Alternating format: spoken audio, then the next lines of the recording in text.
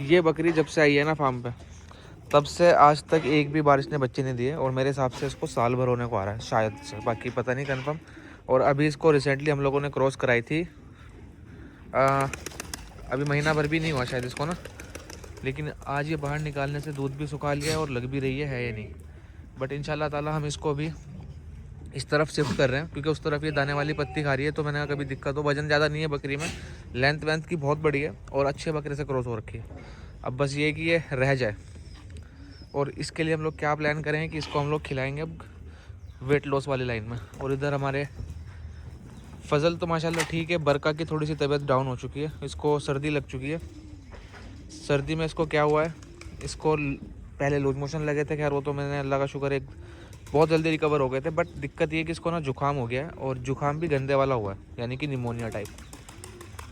तो मेरी प्लानिंग ये है कि भाई इसको इंशाल्लाह ताला बरका को तो हम लोग आज ट्रीटमेंट नहीं देंगे, क्योंकि अगर ऐसी कंडीशन में इंजेक्शन लगाने पड़े तो बच्चा भी बहुत छोटा है और नुकसान हो सकता है। लेकिन मजबूरी का देखते हैं क्या है, इसको एक साइड करते हैं, अभी इसके बारे में बात करते हैं। इसको हम लोग अभी इधर शिफ्ट करें और देखते हैं क्या होता है क्या नहीं। बहुत लड़ने वाली बकरी है यार ये। बाकी बकरी चेक करो, ये मैंने ये 37 इंच की हाइट है बकरी की। और बकरियों में जैसे बहुत सारे लोग में से पूछते हैं भाई जब बकरियां परचेस करें तो क्या देखकर ख़रीदा करें। सबसे पहले तो उनकी अडर की क्वालिटी, यानी कि जो थन होते हैं वो अच्छे लेवल मतलब अच्छे शेप के हो और बड़े हो। और दूसरा देखो जो चौड़ाई है ना, ये जो आप देख पा रहे हो, ये पेट की चौड़ाई और लेंथ। बकरियों में हाइट उतनी मैटर नहीं करती जितनी मैटर करती है लेंथ और उसकी पेट की चौड़ाई। तो हमेशा ये चीज़ें देखकर परचेस किया करो। बकरी का चेहरा पंजाबी बकरों की तरह है देखो। और ये जिस बकरे से लगी है वो साबान वाला जो बकरा है ना 46 प्लस वाला 6 दांत का नागरा, ये उससे क्रॉस कराई हम लोगों ने। उसकी क्रॉस करी हुई बकरी अभी तक हमारे फार्म पर 2 हैं, और दोनों ऐसी बकरियाँ जो कभी रुक नहीं रही थी। एक तो मक्की चीनी ये वाली, और ये भी इंशाल्लाह ताला अल्हम्दुलिल्लाह रब्बिल आलमीन मेरी नज़र में तो ये क्रॉस कंफर्म है।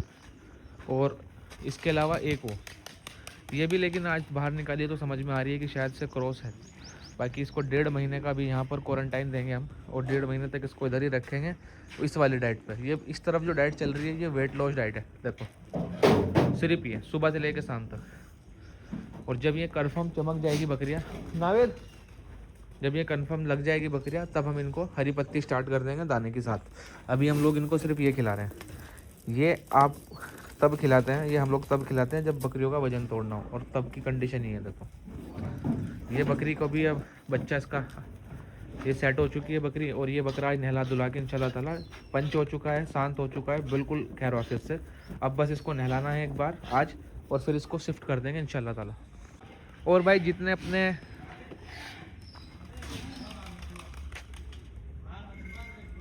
कौन से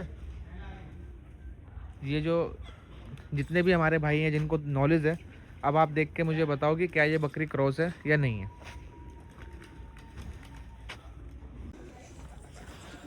हाँ, और अभी इधर हमारे इनकी जांच, और ये अभी खा रहे हैं डाइट मास्टर के साथ। क्या खा रहे हो? रोज़न रखा है आपने? अरे यार एक सेकंड, ये लोग खा रहे हैं डाइट मास्टर के साथ रोटी डाल के। ये भी सही खा रहे हैं, वो भी सही खा रहा है। और ये पोजीशन है इधर वाले मुर्गों की। इसको भी डाल दे रोटी वोटी कुछ, इसमें डाल दे इसको भी, नीचे मत डाल लो। नीचे नहीं इसमें थी, इसमें तक इसमें खा रहा था मैंने, दर्द थी पहले मैंने रखा, खाई नहीं, खाई रही। फिर भी एक में रख दे तू ये वाली। अरे ये ना सारी की सारी कंडियां इकट्ठी कर जरा उठा के।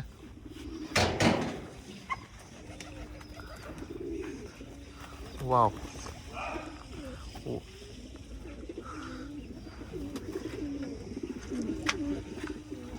ईद पर किसी भाई को अगर पेंट कराने के लिए कंफ्यूजन हो रही है ना कि अपने घर पे कौन सा पेंट कराए, तो कलर कॉम्बिनेशन अगर चेक करना हो तो ये देख लिया करो। देखो वाइट के साथ ये भी अच्छा लगेगा। सब कलर मिक्स मिलेंगे यहाँ पे ना। ये देखो, ये देखो फजल माशाल्लाह ठीक है, हेल्दी है, लेकिन इसका भाई थोड़ा सा प्रॉब्लम है। मगर अभी इंशाल्लाह ताला उसका ट्रीटमेंट करते हैं। इतने छोटे बच्चे का मैं ट्रीटमेंट मना ही करता हूँ भाई करने से, क्योंकि बर्दाश्त नहीं कर पाएगा वो इंजेक्शन वगैरह। वो देखो वो खड़ा है वहाँ पर।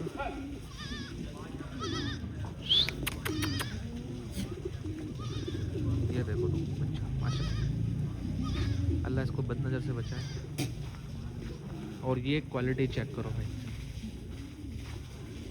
हमारे फार्म की अब तक की सबसे प्यारी होम ब्रीड की बच्चे निकलेगी इंशाल्लाह ताला। इनसे पहले जो निकली थी वर्षा मिनी, ये उससे भी ऊपर की बकरियाँ है, ये जो बकरी है ना उससे भी ऊपर की है। और ये क्यों है ये इंशाल्लाह ताला आपको आने वाले टाइम पे पता लगेगा। बाकी इनका बॉडी स्कोर चेक करो, ये देखो।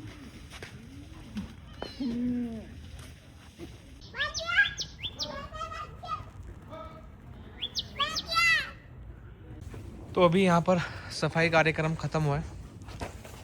हफ्ते में एक बार इनके पैलेट वैलेट बाहर निकलते हैं और बाहर से धूप लगती है उन पे, और उसके बाद नीचे की जितनी भी मिंगने वगैरह है वो सारी साफ़ होती है। ये सारा ना देखो, कोई भी काम हो साफ़ सफाई बहुत ज़रूरी है। आई नो कि भाई बकरों में गंदगी रहती ही रहती है, इनको नहीं मालूम है कैसे क्या सफाई रखनी है, लेकिन आप लोग बकरे पाल रहे हो तो आपको तो आती होगी। तो कोशिश करो जितना ज़्यादा सफाई रख सको बकरों के नीचे, फ्लोरिंग जितनी ज़्यादा साफ़ रहेगी बकरा उतना ज़्यादा हेल्दी रहेगा। तो थोड़ा सा इस चीज़ पे ध्यान दो। एक तो बकरों का कभी भी फीडर गंदा ना हो, और सेकंड फीडर के अलावा बकरों की बैठने की जगह कभी गंदी ना हो, क्योंकि जितना अच्छा एनवायरनमेंट आप जानवर को दोगे साफ़ सफाई वाला, उतने ही पॉजिटिव एनर्जी आपके पास रहेगी, पॉजिटिविटी रहेगी, दिमाग भी लगेगा, दिल भी लगेगा, और काम करने में मज़ा भी आएगा, और जानवर भी आपका हेल्दी रहेगा। इसी वजह से हम लोग बार बार बकरों को भी नहलाने पर फोकस करते हैं। सबसे ज़्यादा मैं बार बार बोलता रहता हूँ भाई बकरे नहलाओ बकरे नहलाओ। तो उसका मेन रीज़न ये है कि नहलाने से कोई वजन नहीं बढ़ता, कुछ नहीं होता, लेकिन जानवर एक तो हेल्दी रहता है, स्किन के ऊपर उसके कोई मिट्टी विट्टी ज़्यादा नहीं रहती। बकरा जुगाली बहुत अच्छी करता है, भूख भी अच्छी लगती है, लेकिन ये एक अलग चीज़ है, ये कोई दवाई नहीं है, ये एक थेरेपी है। तो इसलिए जानवर को नहलाना, सफाई रखना, ये सब चीज़ें करना बहुत ज़्यादा अच्छी चीज़ है। हमारे पास बचा ही है ये, अब हमें इससे बहुत उम्मीद है इंशाल्लाह ताला। नेक्स्ट ईयर अल्लाह इसको हयात रखे। चल तो बहुत अच्छा रहा है भाई, ये बहुत अच्छा। बाकी नेक्स्ट ईयर इस पर अब हम लोग बहुत ज़्यादा फोकस करेंगे इंशाल्लाह ताला। साल को दुर्राब को हमारे पास आए हुए हैं, मुझे एग्जैक्ट तो नहीं ध्यान है, लेकिन 4 महीने के समथिंग हुए हैं। और अल्हम्दुलिल्लाह रब्बिल आलमीन ये हमारे फार्म पर आया था 60 किलो के समथिंग पे, और अल्लाह के बेशुमार एहसान है भाई, अल्हम्दुलिल्लाह अल्हम्दुलिल्लाह। रात हमने इसका वेट किया है 87-90 kg के समथिंग आ रहा है, अब तुम देख लो। और बिना किसी मसले के, मतलब कहना चाह रहा हूँ कि किसी भी तैयारी के नहीं है, क्योंकि मैं हमेशा से आपको बताता हूँ कि जब मैं बकरा पलटी के लिए पालता हूँ तो मैं उसको बहुत ज़्यादा नॉर्मल फीड पे रखता हूँ, कुछ भी एक्स्ट्रा दाना नहीं देता।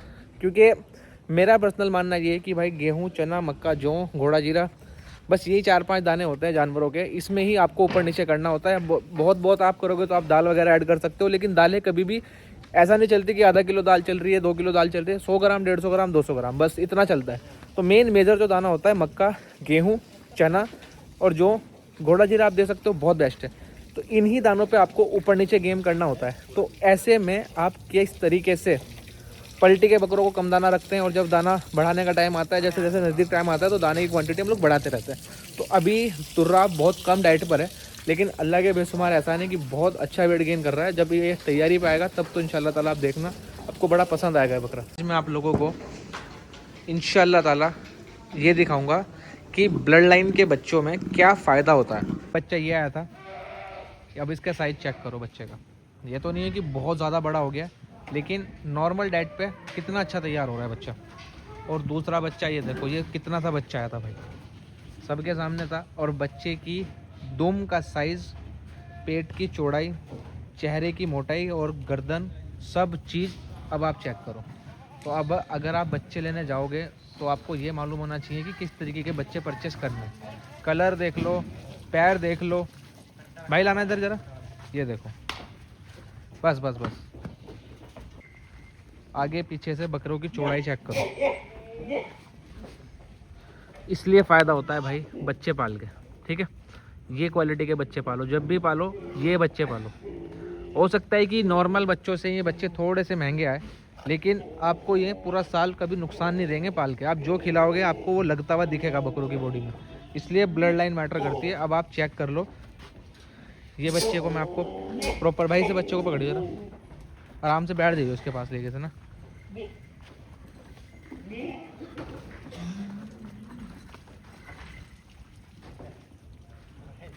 कोई नहीं छोड़ते। पैर चेक करो, हर एक चीज़ जो बकरों में होनी चाहिए। सबसे मेन बकरों का फ्रंट होता है फेस देखो माशाल्लाह, कान, उसके अलावा पैर, और ये देखो पेट की चौड़ाई। और ये बच्चा कब आया था सब आपको पता है, और क्या है क्या नहीं। और बहुत नॉर्मल, बिल्कुल नॉर्मल बकरों का बचे हुए दाना खाने के बाद ये कंडीशन है। यार ये कुछ मुर्गी जैसा ही खा रही है भाई, ये तो मुर्गी जैसा ही खा रही है कुछ।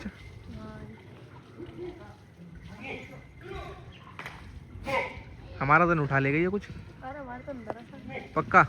मेरे होप कि आपको समझ में आया हो कि जब आप जानवर खरीदने जाओ तो क्या देखकर खरीदना है छोटा बच्चा, क्योंकि कुर्बानी नज़दीक है। कुर्बानी के टाइम पर, कुर्बानी के बाद बहुत सारे लोग बकरियां खरीद के लाएंगे छोटे बच्चे, और फिर परेशान रहेंगे कि भाई ग्रोथ नहीं कर रहे हैं, फलाना नहीं कर रहे हैं, ये है वो है, 100 मसले बताएंगे।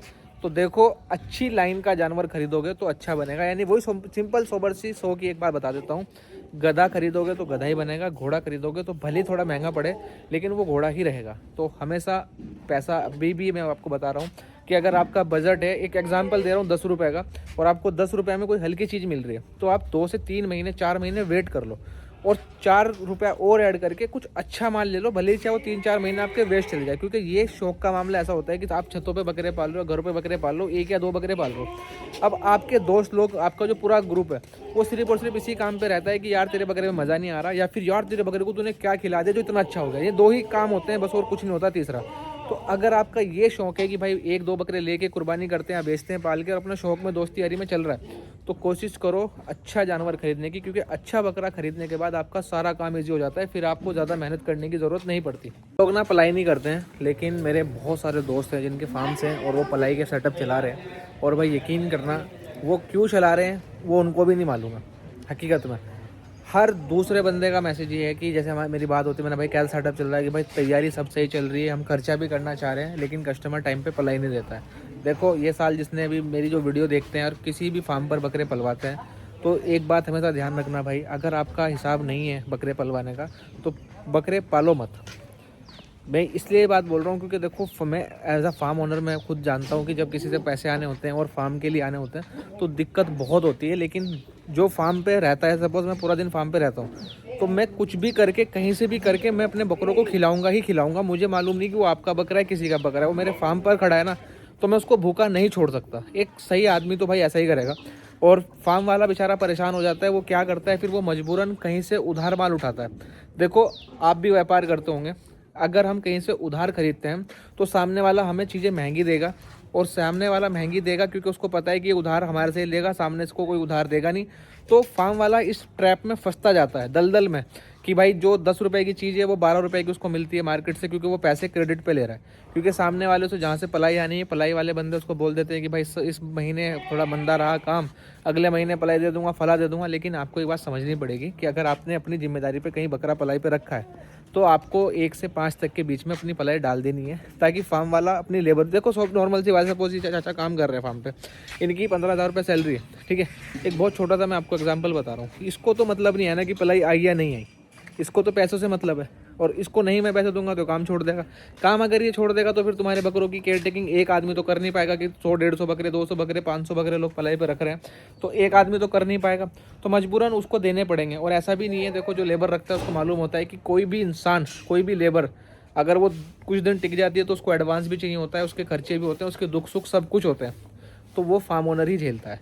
तो भाई फार्म वाले के पास बहुत टेंशन होती है, हर दिन कोई नई बीमारी, हर दिन कोई नया टास्क, अच्छा खासा बकरा चलता चलता दिक्कत में आ जाता है, बहुत कुछ झेलता है वो। देखो, इस इंडस्ट्री को अगर आप चाहते हो कि बढ़े, तो अगर आप पलाई सेटअप बढ़ाना चाहते हो, आप चाहते हो कि आपके बकरे कहीं पे पल रहे हैं, पलने दो, तो प्लीज़ थोड़ा सा कोऑपरेट करो। अगर आपका बजट 4 बकरे पालने का है ना, तो चाहे 2 ही पालो, लेकिन टाइम पर पलाई दो। क्योंकि पलाई ना देने की वजह से ये इंडस्ट्री में बहुत ज़्यादा लोग कर्जे में जा रहे हैं, और ये कर्जा होने की वजह से फिर ये इंडस्ट्री में बाद में ये मैसेज जाता है कि भाई इस लाइन में पैसा नहीं है, पैसा है लोग दे नहीं रहे। तो ये मेरे लिए नहीं था, ये मेरे एक भाई हैं, फार्म चला रहे हैं, लेकिन आजकल बहुत ज़्यादा टेंशन में चल रहे हैं। तो उन्होंने मुझे बताया कि यार कादिर प्लीज़ व्लॉग में बताना चालू करिए कि जितना ज़्यादा हो सके पलाई टाइम पे दे दिया करो, क्योंकि पलाई ना देने की वजह से बहुत कुछ डिस्टर्ब होता है। दाने महंगे मिलते हैं, पत्ती वाला पत्ती ढंग से नहीं भेजता, क्योंकि उसको मालूम है कि क्रेडिट पे ले रहा है तो कहीं और से ले ही नहीं सकता है। लेबर को टाइम पे पैसा नहीं मिलता तो लेबर भी घर चली जाती है, 100 मसले होते हैं। तो प्लीज़ बराए मेहरबानी, अगर आप शौकीन हो बकरे पालने के और आपको बड़ा मज़ा आ रहा है इन सब चीज़ों में, तो प्लीज़ थोड़ा सा कोऑपरेट करो। 4 बकरे अगर पालने का बजट है तो 2 ही पालो, लेकिन पलाई टाइम पे दो, पलाई में ऊपर नीचे मत करो, इससे वरना बहुत सारे लोग बेचारे कर्जे में फंस रहे हैं। और कुछ भी नहीं है। आपका तो सिंपल सी बात है, जो भी 15-20 हज़ार 50 हज़ार रुपये जो आपका बनेगा आप बकरीद के टाइम पे दे के हटा लोगे, लेकिन पूरे साल वो जो कर्जे में फंसा है वो नहीं निकाल सकते आप। तो थोड़ा समझो, टाइम पे पलाई दे दिया करो। मेरा जो पर्सनल रीज़न था पलाई बंद करने का, वो एक रीज़न था कि मेरे यहाँ से ट्रांसपोर्टेशन थोड़ा सा दिक्कत करता था बाहर के शहरों में, लाइक मुंबई वगैरह में, क्योंकि रास्ते में गाड़ियाँ लास्ट में पकड़ी जाने का खतरा बड़ा रहता है। और दूसरी सबसे बड़ी बात है कि हमारे यहाँ हैवी वेट बकरे होते हैं, तो उनको इतने दूर के सफ़र में दिक्कत होती है। ठीक, मेरे पर्सनल ओपिनियन ये था। लेकिन हाँ, सेकेंडरी ऑप्शन मेरा ये भी था पलाई बंद करने का, क्योंकि मुझे खुद के पैसे मांगते बड़ी शर्म आती है भाई। सिंपल सी बात है, मैं मेहनत करना जानता हूँ, मेरे से मांगना नहीं आता। तो ये भी मेरा एक ऑप्शन था कि मैंने पलाई इसीलिए बंद करी थी, क्योंकि मुझे हर दूसरे तीसरे दिन मैसेज करना पड़ता था कि भाई पलाई डाल दो, जबकि आपका बकरा आपका सब कुछ है, फिर आप पलाई क्यों डाल रहे हो? मतलब मैं क्यों बोल रहा हूँ आपको पलाई डालने को? आप मेरे से पूछ सकते हो, सपोज आपका बकरा ऊपर नीचे हो रहा है तो आप मेरे से 100 सवाल कर रहे हो कि भाई ये महीने ऐसा क्यों हुआ, वैसा क्यों हुआ, ये हुआ वो हुआ। लेकिन जब पलाई देने की बारी आ रही है तो आपको मंदा दिख गया, आपका 100 हो गया। तो कहने का मतलब ये है कि पलाई सेटअप जो मेनली लॉस में जा रहे हैं वो इसलिए लॉस में जा रहे हैं क्योंकि उनको पैसे टाइम पे नहीं मिलते, और बकरों को खिलाने की वजह से उनको महंगा दाना उठाना पड़ता है। जो 10 रुपये की चीज़ है वो 12 में लोग देते हैं, क्योंकि क्रेडिट पे हर कोई माल ख़राब और महंगा ही देता है। क्योंकि जहाँ पर कैश का काम होता है वहाँ पे लोगों की वो अच्छा माल रेट में कम करके भी व्यापारी दे देते हैं। ये पूरी दुनिया का ही रूल है, आप कहीं भी जाके देख लेना। तो ये मेरे लिए वीडियो नहीं थी क्योंकि मैं पलाई नहीं करता हूँ, ये उन लोगों के लिए थी जो बेचारे पलाई चला रहे हैं, पलाई सेटअप चला रहे हैं और कस्टमर उनको पैसे नहीं दे रहे हैं। तो थोड़ा सा उनकी तरफ देखो भाई, ताकि लोगों का नुकसान होने से बच जाए आपके शौक़ की वजह से।